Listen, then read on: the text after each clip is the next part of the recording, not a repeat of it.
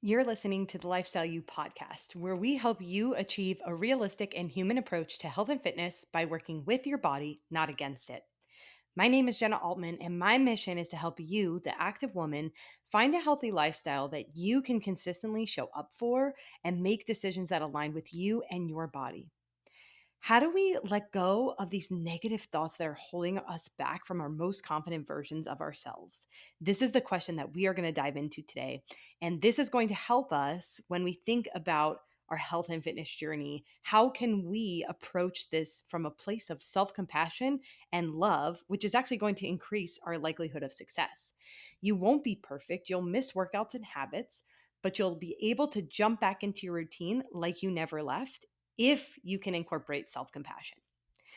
Today, we have a very special guest joining us. Her name is Laura Morel, and she is the founder of Laura Morel Wellness, which is an online women's health program designed to help women drop out of diet culture, learn to build a healthy lifestyle, and get smart fat loss without the rebound.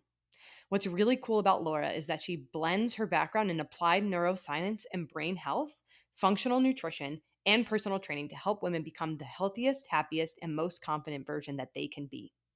The average person has 60,000 thoughts a day, and roughly 80% of those are negative. We all have negative thoughts, and it's not a matter of blocking them out, but rather understanding why these thoughts show up for us. Today, we'll dive into a few questions like how can we rewire our negative thoughts into more positive ones? How can we make our positive thoughts more automatic? And what is the monkey mind and how can we control it? Can't wait to dive in today.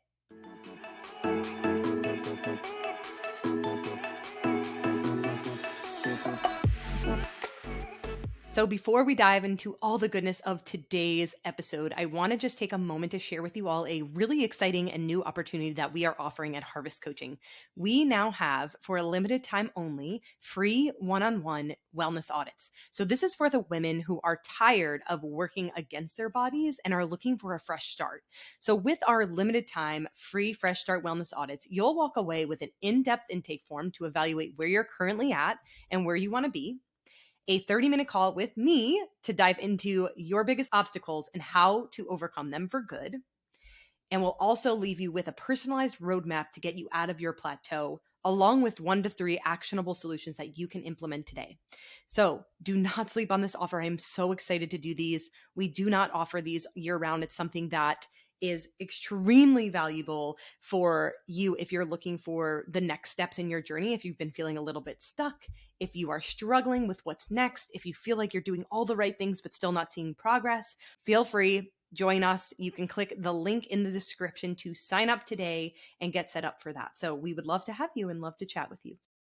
We are here with Laura Morel of Laura Morel Wellness to explore how to bring awareness to your thoughts and avoid self-sabotage, which is something that a lot of our clients struggle with.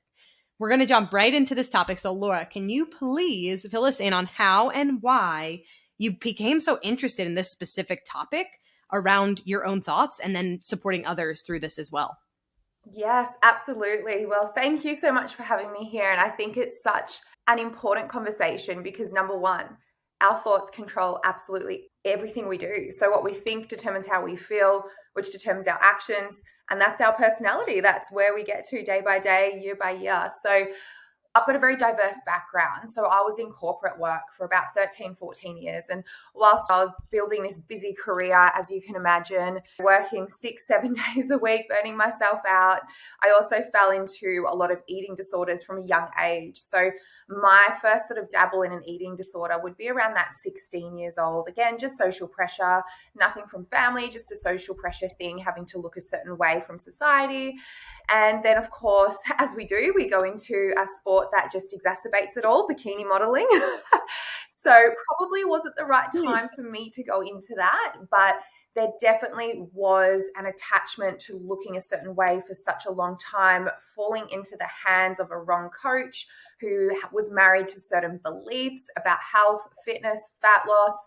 There was also no regulation of dieting, so that brought in a big issue and welcomed a lot of restrictive eating, binge eating, which then led to me developing things like PCOS and thyroid issue, which now have all been reversed, thankfully. And I guess it was just along that whole journey of, recovering from that. I reverse dieted myself up. I now live in optimal health and in a really good place. But I think along that whole journey, one thing that really sticks out to me and why I became so passionate about teaching women and actually being a certified mindset specialist is it was my thoughts. It wasn't the wrong coach. It wasn't the environment. Yes, there's social pressure, but it was my thoughts that led me to all these behaviors that led me down a really bad path. And I just felt I had no control of those thoughts. And I just lived in a state. And for anyone listening, this is a really good exercise to do. Are we proactive with our thoughts at all throughout the day? And I just found throughout my journey, I was just so reactive to every thought, and it just exacerbated a lot of issues. And I could never find that quality of life because I was living in a state of reaction constantly, 24/7, with this big bully in my head, just belittling me and judging me and just picking on every little insecurity about myself. And it just wasn't a quality of life I wanted. So that's when I began diving into learning about the brain. And it is so complex, but so beautiful once you can learn it.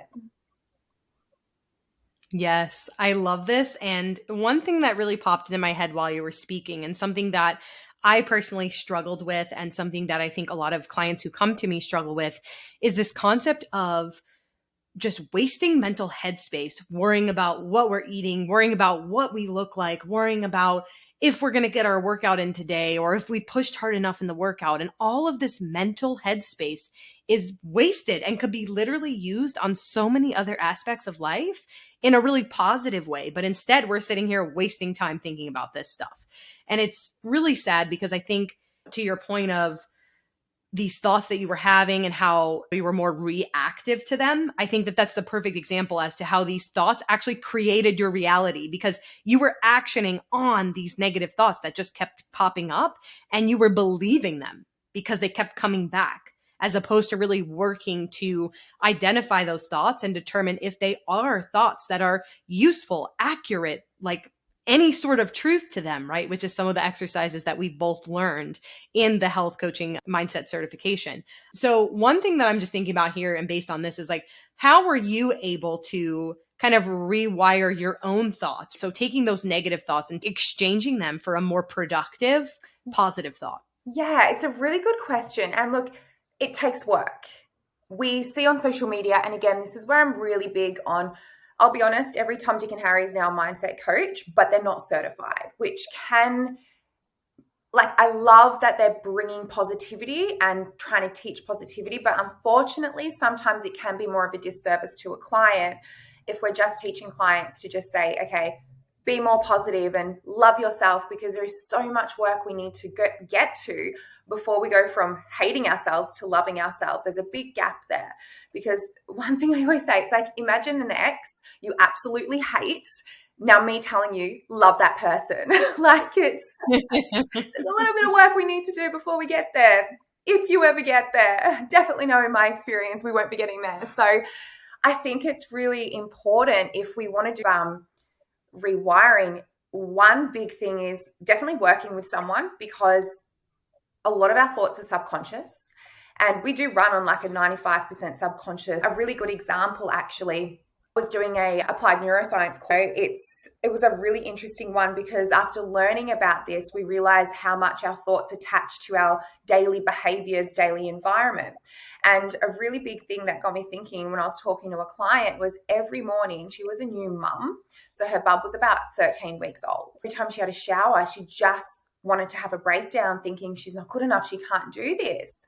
So diving into that a little bit with her, we worked out, okay, well, what time of the day do these feelings start? What are you doing when, you start feeling these feelings? And we popped it down to, it's every time she has a shower, she starts thinking about she's not a good mum and questioning herself. So what had happened is her brain had been conditioned to, every time she has a shower, that negative thought of she's not good enough as a mum would pop into her head. So again, when it comes to trying to rewire the brain, I think the first be my number one thing is really find someone who can help bring awareness, but not them telling you, because they're not going to be with you 24/7 to be able to, pick out all your thoughts, but teach you how to develop a skill, which is self-awareness, and a beautiful thing called metacognition, which is your ability to listen to your thoughts. And the way I like to kind of visualize thoughts is imagine clouds. Have you ever just laid down and watched all the clouds passing by? It's kind of like that, right? So we have consistent thoughts, which means consistent feelings that are always passing in our brain. And if you can visualize them like clouds, they're going to come in and they're going to go. But we actually have the power to anchor onto them. So this is where I've got wacky analogies. I imagine me lying on a park with an anchor, and every time we have a thought, we're just anchoring onto that, bringing that thought down. So we're then feeling that thought, believing that thought. Next thought comes, you're anchoring onto that one. And we kind of live in that state of reaction where we're holding on to every single cloud. And that's where an issue arises, because as you said, thoughts are a thought. Doesn't mean they're always factual. And there's a lot of reasons why we think a certain way. So the first thing is definitely working with someone to uncover subconscious thoughts that are happening. Two is kind of that metacognition, learning how to kind of listen to your thoughts. And then I think number three, the most important thing is being able to sit with your thoughts, being able to analyze your thoughts. Just be able to say, okay, that was an interesting, I'm not going to believe it, because let's think of facts here. I'm not actually fat, and bringing practicality into those thoughts. And that's how we start to then unwire the conditioned behavior of just believing everything and then reacting. Because you can imagine on a daily basis, for example, I wake up, I have a shower, I look in the mirror, I bend over to pick up my pajamas off the floor. I see myself, I look like I'm fat, I feel fat, I'm going to skip breakfast. But of course, if I skip breakfast, my blood sugar is going to spike, and then I'm going to crave sugar at 10 a.m. Then I'm fighting my willpower to not eat the muffin at 10 a.m. And then I break and I eat the muffin, and then I have self-hatred because I've eaten the muffin. And then it's a cascading cycle throughout the whole day. So I think the most important thing is having someone there to support you, being aware of those thoughts, being able to not anchor onto them, and then really being able to question them as well. So that would kind of be my first stages of learning how to rewire the brain. Yeah, that example that you used is so real. I can visualize, I was there with you, because that's exactly how I felt at one point, right, in my journey. And I think the biggest thing that you mentioned here, and the common theme of this topic, is how important it is to create awareness of our own thoughts, right? When you're trying to change anything in your life, you first need to take inventory of what the current situation looks like. That's why we utilize awareness to help us identify what is going on in the landscape before we start to make changes, because we can't make changes to things we don't know need to be changed. Yeah. So I love that you touched on that. And it can be really hard for people to sit once we have that awareness. It can be challenging, right? You said sit with those thoughts. I'm assuming people are listening to this going, I can't even meditate because I hate sitting with my own thoughts. And I think that's just a challenge there. That's all it is, right? It's not that you cannot do it. It's just that it is uncomfortable. And a lot of that, honestly, I would say, even just thinking when we're talking about support, if there are triggers or it's bringing up past trauma or anything like that, that's definitely where a therapist can come into play, right? So you have a safe space to evaluate those really harmful thoughts. So if they are past that, I can't even go there at all, that's probably when we're going to bring in a licensed mental health professional to be able to help us work through those more triggering thoughts. But as far as other negative, just common floating under the surface subconsciously thoughts, like you said, it's being able to identify those triggers and those associations with those thoughts, because they're not just coming out of nowhere. They may be subconscious, but they have a purpose and they have a reason why they keep showing up. And the more that we can dig into that and create that awareness, the easier that it will become for us. And that brings me back to the point of the awareness activity that we learned in HMCC about if you are struggling with overeating or something like that, where you're kind of mindlessly eating, one of the best things that you can do is tune in and identify, what were you doing 2 hours beforehand, right? What were you doing 30 minutes beforehand? What were you doing during? What were you doing after? And kind of evaluating the situation, because that's going to help us identify what does cause this? Why does this keep popping up for us?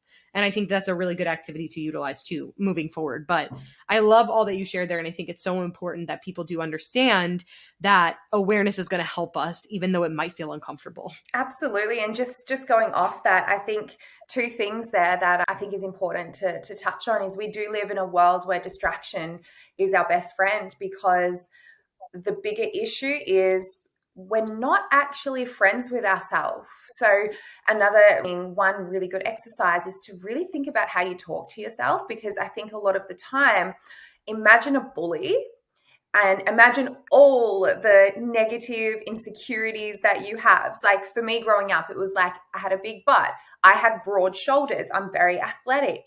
But of course, being brought up in the 90s, which was very skinny, Paris Hilton, it was very to be athletic when you had to be skinny. So there was a lot of insecurities, that I thought of. And inside my head, it was constantly picking on these things, just constant. So I realized for so many years, it was like a bully following me around, just constantly 24/7 picking on all the things that you feel.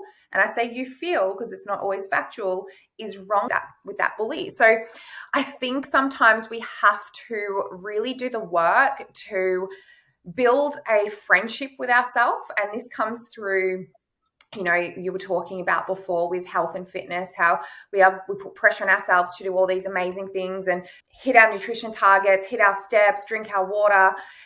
And none of that is done in a healthy way because a coach is telling us to do it. It's a to-do list. We tick it off. We fail. We hate ourselves. So I think the first thing is learning to be kind to yourself, keep promises to yourself, start developing that self-love. And then once you start treating yourself like you would a friend or talk to your daughter, then you won't be in a world of wanting to distract yourself from thoughts. And the second thing that I think is really important when it comes to change, the two most important things is not about having willpower. It's not about having discipline to be able to sit there and meditate. It's putting in that effort and self-awareness. And this is something we learned together as well. Like self-awareness and effort is the key to change. It's not about having more and more discipline or what have they got? There's no innate behaviors in you that you don't have that someone else has. But all you need to do is have self-awareness and put in the effort, and you will be able to change. Yeah, I love that you said that, because one of my favorite things to tell clients is this concept of self-efficacy, right? So building proof and evidence that you are capable of this, whether it's in your health and fitness journey or anything else that you're trying to accomplish in life, because every time you show up and you fulfill that promise that you've made to yourself, whatever that is, right? If it's even the smallest little thing like getting outside for 5 minutes or drinking one glass of water, whatever it is, the more times that you show up, the more self-efficacy and self-kindness that you're building there, right? And that can be extremely helpful as you build throughout this process. So I think a lot of people are always searching for more self-compassion and how do I be kinder to myself? And it's like, just do the actions that you promised yourself you were going to do. And if you can't do those actions, let's reduce the frequency or make it a more realistic goal for you to accomplish, because that's going to build that confidence in yourself, which is one of my favorite things when people start to learn that and catch on to that. Could not agree with you more. And I think that's why we gel so much. We're drawn to each other when we're in the group coaching. I love everything you are as a coach. And I think that's a really important thing to bring up. A self-efficacy is something no one talks about. And really, like, it's a big fancy word for just believing in yourself. That's it. Believe in yourself. Yep. And that's it. You're just building the proof and the evidence that you can be that person. And I think it's so beautiful to experience that. And that's where it's almost synonymous with confidence, right? You're going to grow more confidence as you do the thing more often. So it's very, very similar to that concept. Another thing that we talk a lot about on the Lifestyle You podcast is this concept of habit building, right? And habits, we can build habits, we can also break habits. So I want to talk a little bit about how our thoughts can be very habitual for us and how we can actually break free from that negative habit that we do have, whether it's a negative thought or something else in that realm. Yeah, absolutely. And habits is something I love geek thought. So it's really important to know it's going to take work to make these habits exactly that. Habitual, doesn't require any thought, but we talk a lot about habits in terms of getting our steps in, our training, and all these beautiful things that help us with our health and lifestyle. But I guess one thing that gets neglected and doesn't get much airtime is really that habits of our thoughts are built in quite the same way as habits with our to-do lists. So our steps in water. And it's really important to understand that mechanism, because once you understand it, you then have the empowerment to then do the steps it takes to unbreak certain habits. Basically, what happens is you've got to complicate it and then I'll uncomplicate it. You've got like neurons, and neurons need to fire together. They are like the communication. And then you have a synapse that connects these neurons. Now we need them to connect together fast and quickly. And that's where the saying neurons that fire together, wire together. Once we repeat something, make my coffee, those neurons fire together. So they're strong. So in order to build a habit, we do need that frequency and that repetition to build these strong neural networks. But we can also reverse engineer that. If it takes frequency to build that habit, guess what the amazing thing is? If we want to break a habit, we can do something more infrequently to start losing the links. But decondition frequently, it will then lack what we call synaptic pruning, and it cuts off the synapse. So then we can stop doing the behavior. But to get to that point, we need to make the frequency less and less and less to break a bad habit. Now let's bring that into the same mechanism where it's like we need to bring awareness to these thoughts, and then we kind of need to start, instead of like just trying to not think it, because if I say don't think about an elephant, you're probably going to think about the elephant. We need to kind of do an additional thing and then remove. So this is where I get my clients to really bring awareness. So every week they fill in a reflections, and I ask them about, their monkey mind and their recurring thoughts. We have over 80,000 thoughts a day, so I don't expect anyone to remember every one, but it's about catching yourself for those reoccurring thoughts. And maybe it's like, oh, I'm not feeling comfortable in my clothes. And when you have that thought, bring the awareness and start thinking, I'm not feeling comfortable in my clothes, but I'm in the process of change. And just starting to add an additional thought onto that until eventually we get to a point where it's kind of habitual to think, oh, I'm negative, but now I'm going to think positive. So that's kind of the process in which we can then start making the other thought more infrequent. But again, like, it's hard, but I want anyone listening to not be afraid of hard, because it can feel uncomfortable, but hard doesn't mean it's not possible as well. It just means, and going back to our point, effort and also awareness as well. Yeah. Something that actually just popped up in my mind that's even like a little bit more of it's almost like a quicker little tool that you can access. I heard this on Jenna Kutcher's book, How Are You Really? And she was talking about how if there's a thought that you're having, right? So let's say this, I'm incapable of change. Just tagging the word yet to the end of that sentence brings the power back to you, because now it's not, I can't do this. It's just that I can't do this yet, but I will be able to in the future when I have a plan and a path and a way to get there. And I think that that's so powerful to utilize, because it's 3 letters, very easy to access, and a very applicable kind of word. And I've caught myself saying it even in conversation, because even thinking about building a business and growing a business, like there is so many different paths that we're going to take on our future for our businesses. And it's like, oh, I want to be there, but I'm not there yet. Yes. And that's okay. That's powerful. So I love that. And I guess when we dive deeper into that yet, it's helping us go from, and I never say to a client, you have a fixed or a growth mindset, but it's important to understand where we are showing attributes of a fixed and where we can develop that into a growth. So I guess saying yet helps us go into that growth mindset, because it's like, well, I just need to learn how to do it. And learning is a big attribute of the growth mindset. 3 little letters, but a really powerful word. I love that.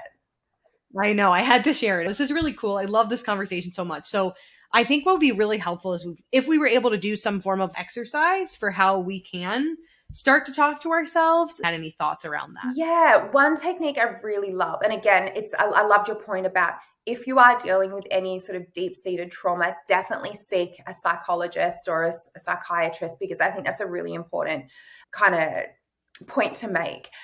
But I think the best technique I can give you is I want you to imagine what the setting is like in your head. So if the thoughts, but I want you to visualize or just imagine that voice and paint a picture of what that looks like. So again, I don't want to generalize, but if we are talking about, people who are thinking negative, it is on me.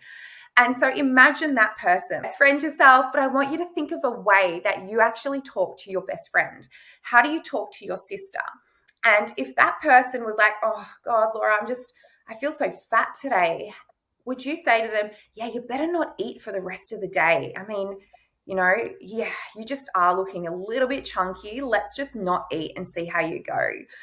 And then you're probably going to have a binge. And then after the binge, that voice is, you wouldn't say to, your sister or your best friend, I can't believe you had a binge. Like, you big fat fatty. Like, you just wouldn't. These are things I used to say to myself.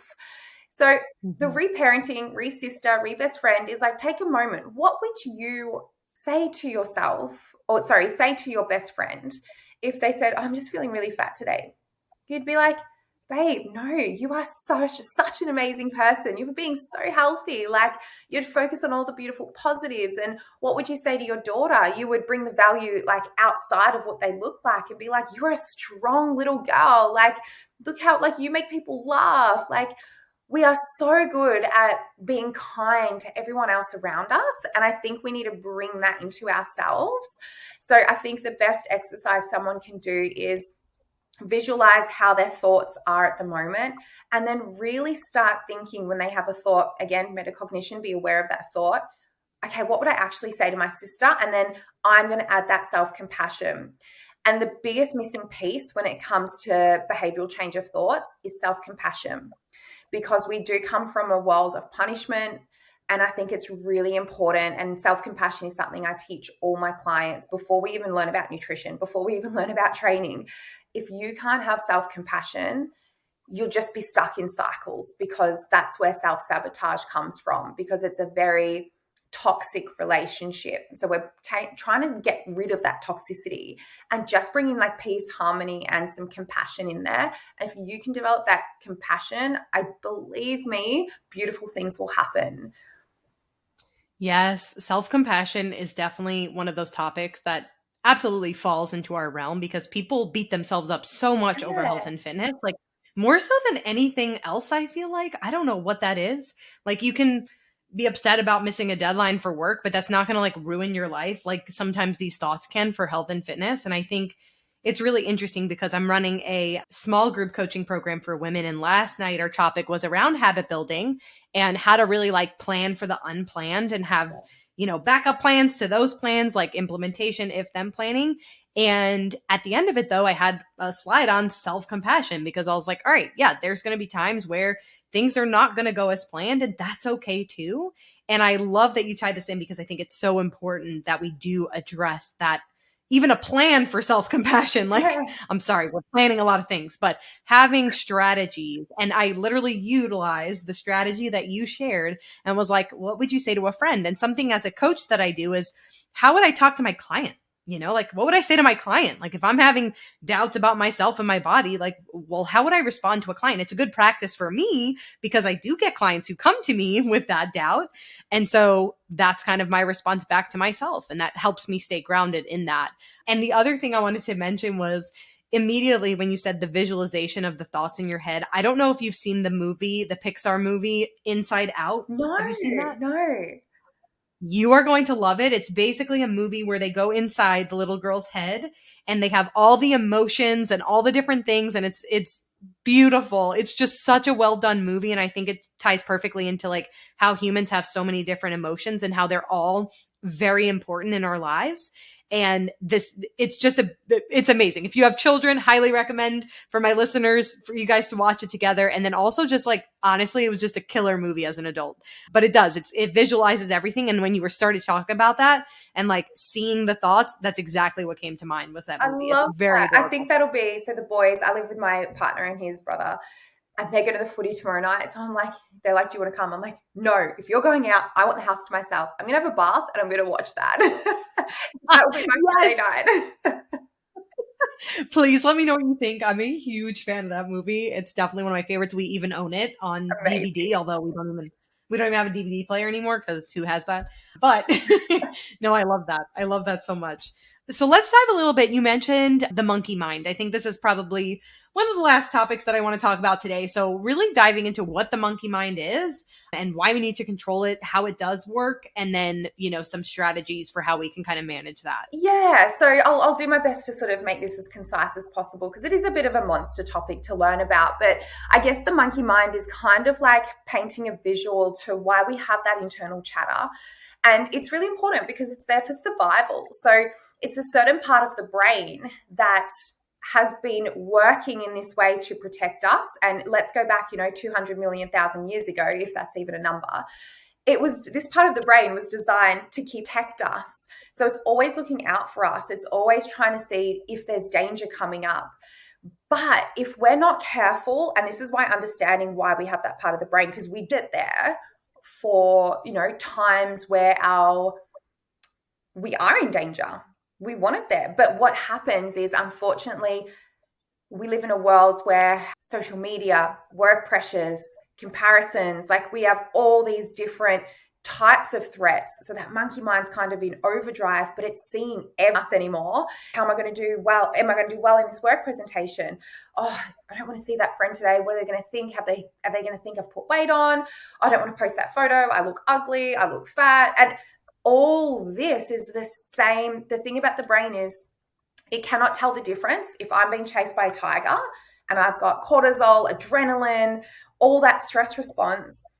Your brain has the same thing by thinking negative. So if we're simply just having these negative thoughts, it's ultimately the same as being chased by a tiger. And I think that's a really powerful thing to, empower change, because you take a moment and be like, hold on, I'm having a negative thought, but right now I know I'm spiking my blood sugar, I'm putting myself in a stressed state. And that has a massive effect on even our behaviors around food, because blood sugar spikes. When it crashes, we crave sugar. We want, comforts because we're chronically stressed at the moment. So we kind of want to tame the monkey. We want it to be in a beautiful little corner in the brain. And then when there's a threat, it comes out. But at the moment, it's running free in the jungle in your brain. So we kind of just want to learn how to control it. And the best way I like to explain it is kind of there's two parts of the brain. We have the human mind, let's call it the human mind. It's very positive, it's organized, it's rational. The other part of the brain is kind of the monkey mind. So this is more your primitive animal brain. And this is more emotional, it's judgmental, it's kind of negative. And we do have a thing called negativity bias. And this means our brain is hyper focused on the negative. And again, it does that because it's trying to protect us.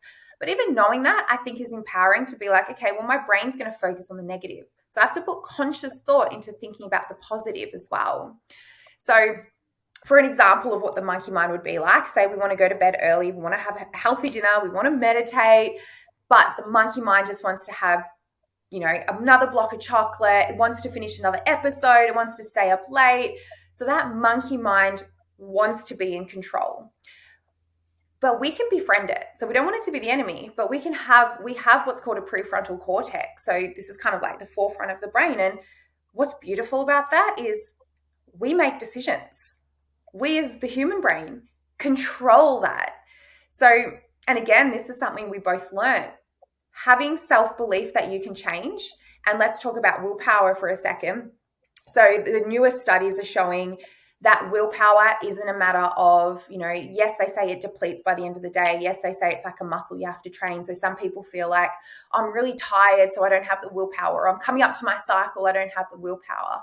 But I think what's really important now in the latest studies, it's your belief that your willpower never ends that is showing us that we have a unlimited source of willpower. So by believing you have strong willpower and it doesn't deplete. You will have that. So that human mind is so important because it allows us to say no.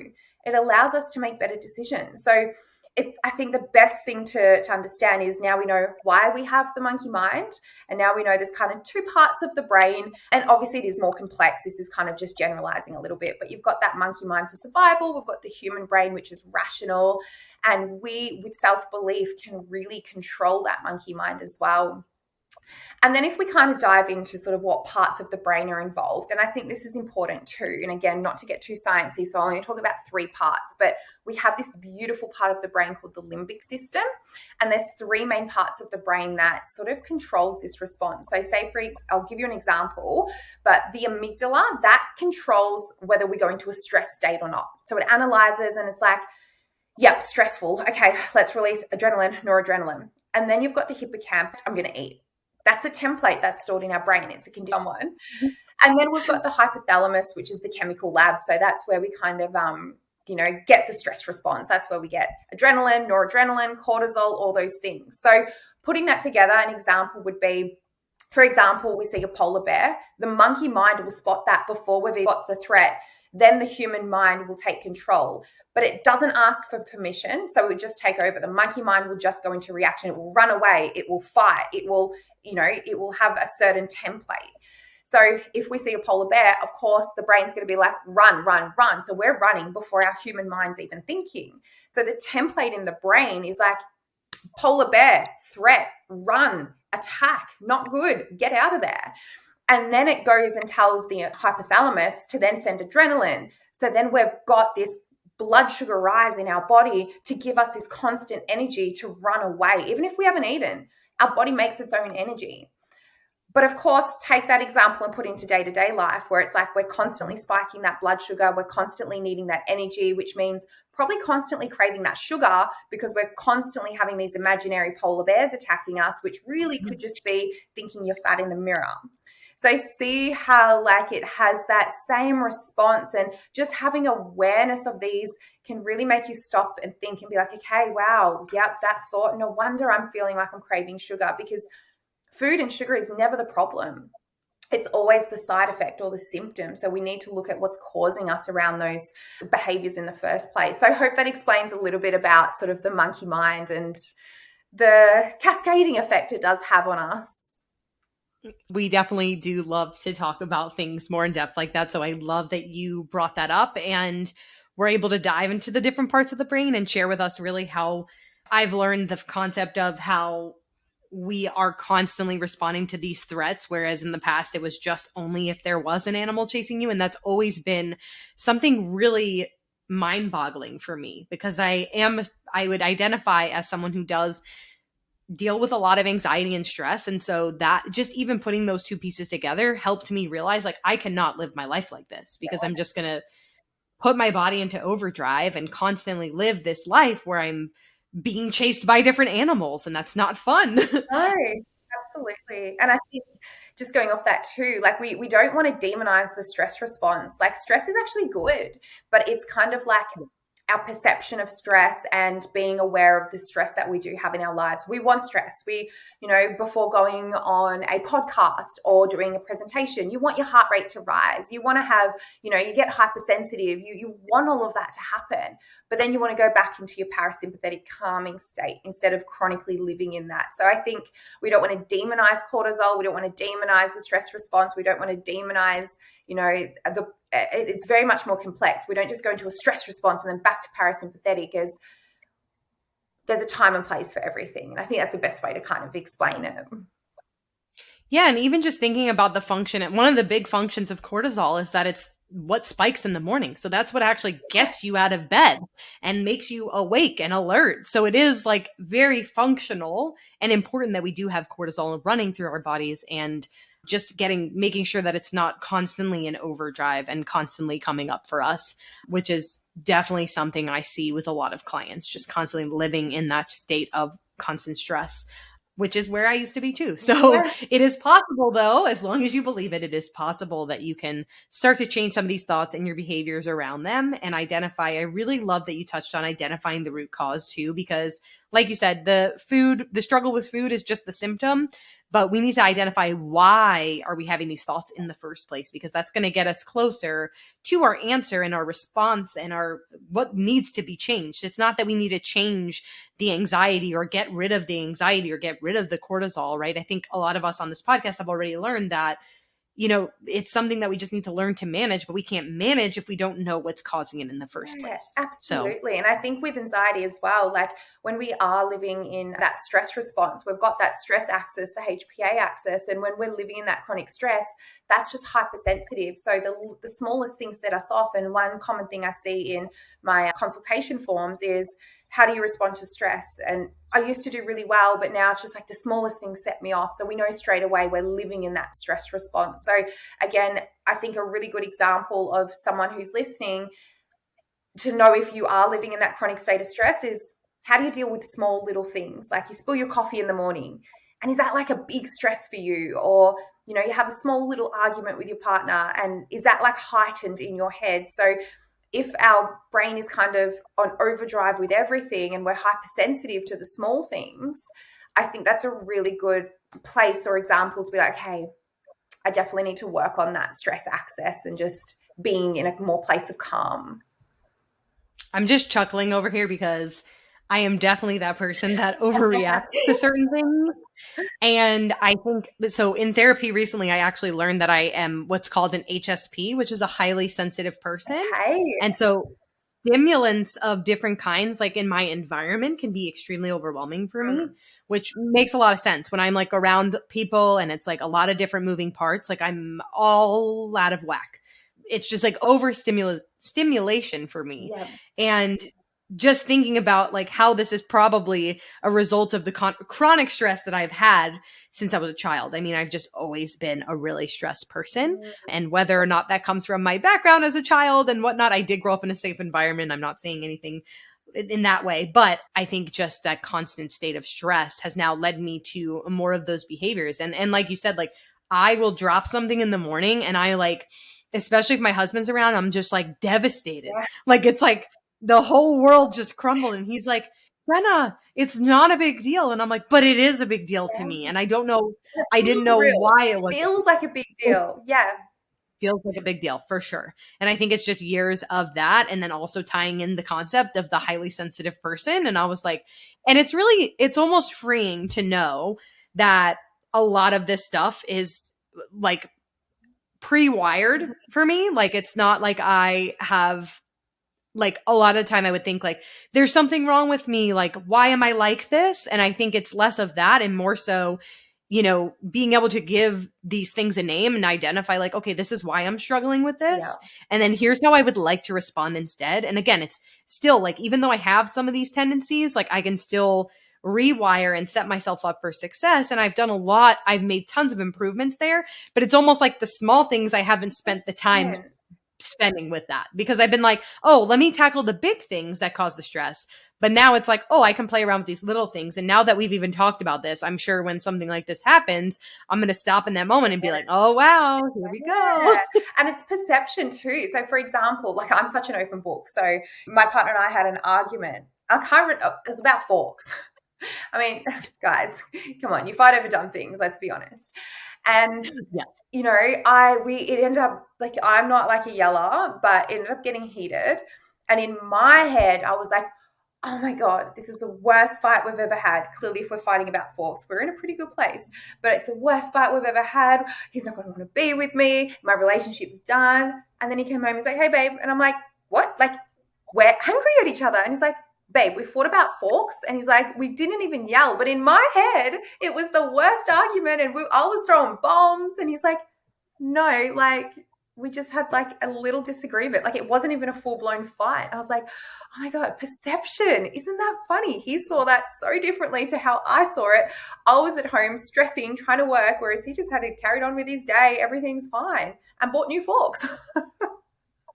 I think that's so interesting though, how your partners can be like, my partner Will is very like grounded, and he like the way that he perceives things is definitely different than me, obviously context dependent, but it's almost like we balance each other out, because if he's upset about something, I'm like, that's not a big deal. And it's like so weird to me how you can like meet somebody and be able to balance the energy off of Yes. each other and be there when the other person needs you. So anyway, that's a whole topic for another day, but I love that. I'm glad you shared that because it's very relevant for everybody. I think all of us struggle with things like that too. So this was just a beautiful conversation, and I always like to end with what we call our food for thought segment. So this is where you give our listeners one tangible takeaway from today. So if they were doing the laundry while listening and maybe the kids were running around, they missed a couple of things throughout. Like if you could give them one piece Yeah. to take with them today to put into action, what would that be? It would definitely be just have so much self-compassion for yourself, because it's not your fault you think like this. It's a combination of, again, how our brain works, of how we've been brought up, of the society we live in and the pressures. And it's a combination of all of that. And we never go through a stage in our life where someone teaches us how to cope with thoughts. We go to high school being taught to think a certain way, to try and be perfect, to try high school, the same thing. Then we go to uni, try and get perfect grades. And then we go to work, try and be the best performer. But there's no curriculum. It's not even correct. How do I handle thoughts? So just be so kind to yourself and see this as learning, and see this as an opportunity to self-discover, and just take any pressure off yourself, and do this to just become a friend up there. So the last thing I'll probably say is, like, back in the day before I had recovered and learned all about the brain, it was like a war zone in my brain. That's the best way I can explain it. I was constantly throwing bombs at myself. It was like a bully was carrying a backpack of grenades and just throwing little, grenades at me throughout the day, saying, you're this, you're that. And it's not hunky-dory rainbows and butterflies now in my brain, where it's like every day is like, good morning, Laura, you are amazing. No, I don't want to paint that picture. But when I have days where I'm like, okay, like I struggle and maybe insecurities will come out, like I'm someone, like I have dyslexia, so that comes out a lot, especially if you see my posts, you're going to see spelling mistakes everywhere. But it's how I talk to myself now, which is much more kind. And I want that to be the key takeaway. If you're wanting to create a healthy lifestyle, if you're just wanting to reduce your stress response, whatever your motivation is for listening to this episode, just know change is possible, and go back to the simple things we said before. It just takes self-awareness and effort. You don't need willpower, an element, but you don't need these innate behaviors that you feel you don't possess. You have everything in your power right now to change. Beautiful. Such a great ending statement. The last thing we want to know from you, Laura, is where can our listeners find you? So any sort of social media, websites, things like that. Yeah, so it's very creative. It's just my name, but you can find me on Instagram. So it's Laura Morel, Morel Wellness. And my website is the same thing, lauramorelwellness.com. They're probably the two main platforms. So the website purely is more just kind of a tribute to all the amazing ambassadors who have finished my program. So it's really about community. It's about, have a look if you want to see how these women have changed. And that's what I wanted the website to be about. My Instagram platform is where I post a lot of education. So that's probably, if you do want to find more information on anything we've spoken about, definitely dive into there. If you like to read, I do long posts. So they're probably the two main platforms. Awesome. Love that. Love that, Laura. Well, thank you so much for being here with us today. I cannot wait to share this episode with our friends because I think everyone is going to love it, and can't thank you enough for being here. So we will chat soon. Thank you all for listening.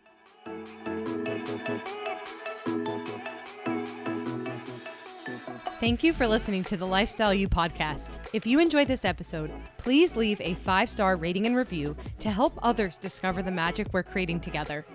If there's someone in your life who could benefit from listening to this episode, be sure to forward it along to them. You can also follow me on Instagram at Jenna Ray Altman for more helpful content, resources, and good vibes. As always, thank you so much for being here.